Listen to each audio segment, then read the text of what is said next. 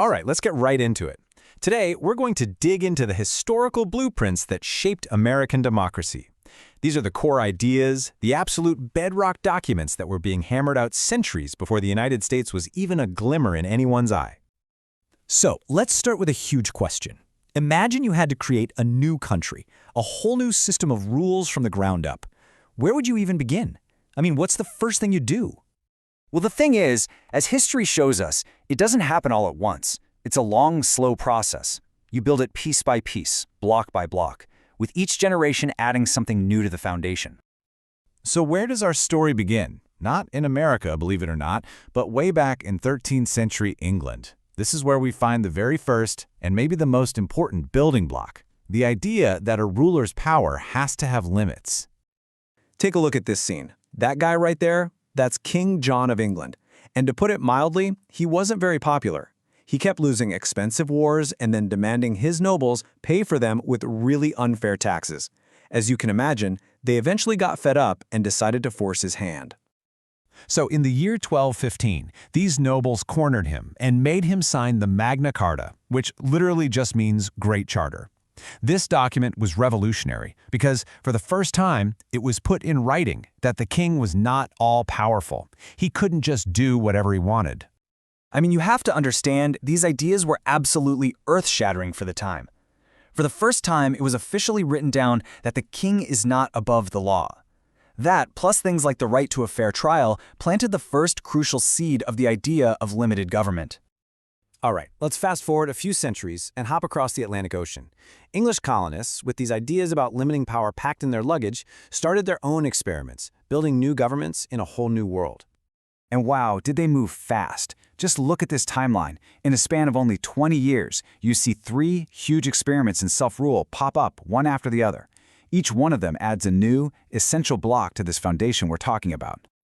So the first block they laid down in the colonies was a really big one, the concept of representative government. And this idea took root down in the Jamestown settlement. In 1619, the governor, a guy named George Yeardley, came up with a new plan. He created the Virginia House of Burgesses. For the very first time in America, male landowners could actually elect their own representatives, these burgesses, to make laws. It gave the settlers a real voice. Okay, so just 1 year later, a completely different group of colonists adds the next block. But this one was different. It wasn't about electing people to rule for them. It was about the people agreeing to rule themselves, directly. Get this. While they're still on their ship, the Mayflower, before they even touch solid ground in Plymouth, 41 of the male passengers, led by William Bradford, did something incredible. They wrote up a contract for how their new society was going to work. This agreement, the Mayflower Compact, was basically a promise. They all pledged to form a civil body politic, that's just a fancy term for a government, and to follow the laws they made together. It's them creating a social contract, right there on the boat. It's powerful stuff. So you can see the momentum building, right? These little experiments in governing are actually working. And that leads them to the next logical question. What if we wrote down all the rules for our government in one single official document? And that's exactly what happened in 1639. A group of settlers in Connecticut, with help from their leader Thomas Hooker, created the Fundamental Orders of Connecticut. And this is widely considered to be the first written constitution in North America. It was a game changer. It expanded voting rights and, maybe most importantly, it flat out said that the government's power comes directly from the people. Okay, so we've got our foundation and the walls are going up. Now, let's jump back to England one last time, because a huge event over there is about to add a protective roof over this whole structure of ideas, a roof designed to protect the rights of the individual.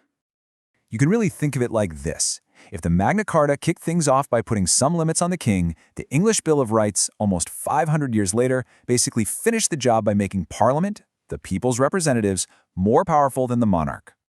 So what happened was, yet another king, James II, gets kicked off the throne.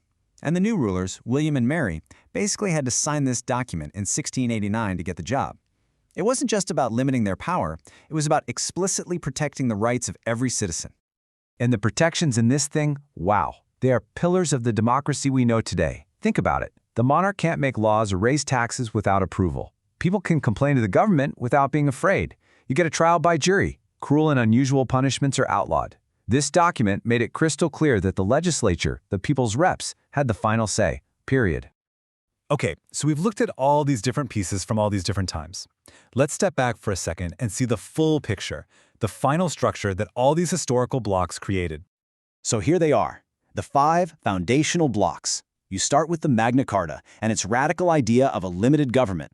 Then you add the House of Burgesses and representative government. Then the Mayflower Compact and self-government.